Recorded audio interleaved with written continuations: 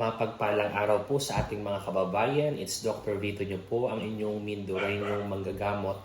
May nagtanong po sa akin na isang pasyente po na ano daw po ang pinakamagandang investment para sa isang tao pagdating sa success.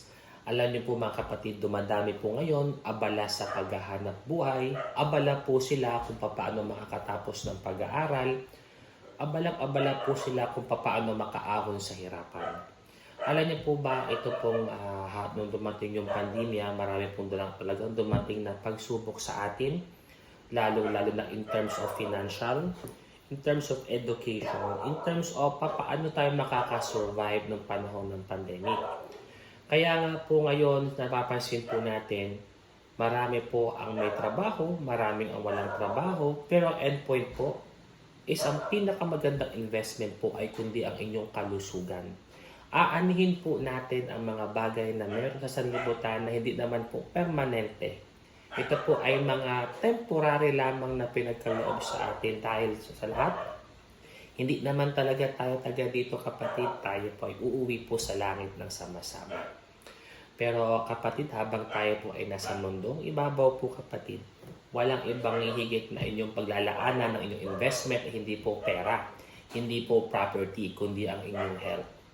Aanhin natin ang isang bagay, makamtan nyo man lahat, kaya makarating sa inyong paroroonan, pero at the end point, yung sakit, so yung pinagpagudan nyo po na napakaraming panahon, pinagsikapan nyo, ay doon lamang po mapupunta ito doon sa inyong pagkakasakit. So lahat ng investment nyo po ay mapupunta lamang po para gastusin sa inyong kalusugan. Alam niyo po kapatid, aanhin natin ng pera. Ang pera dumadami, ito naman po nababawasan, naiipon, pero ang ating kalusugan, hindi po yan nabibili para humaba. Ito po'y unting-unting nauubos po. Time is running. Ang pera naiipon natin, ang ari-arian po ay napupundar natin, pero ang ating buhay po ay nauubos po yan. Ang time po ay talagang nauubos. Yan po'y lumilipas. Wala pong permanenteng bagay except lamang po sa ating Panginoon.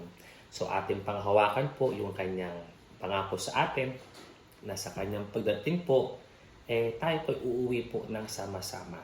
Doon po sa langit, wala na po itong pagkakasakit. Hindi nyo na kailangan po ng pera para magpa-doktor kayo. Hindi nyo na po kailangan po ng pera para magpagawa ng laboratory. Dahil po sa ating langit po, na bigay sa atin ng Panginoon pag siya dumating, lahat po doon libre. Wala na pong luluha, wala na pong iiyak. At the same time po kapatid, hindi na po tayo magkakasakit. Kaya kung kayo po ay mayroong investment dito sa mundo, yan po ang inyong kalusugan. Ito po si Dr. Vito, ang inyong Mindoreñong manggagamot.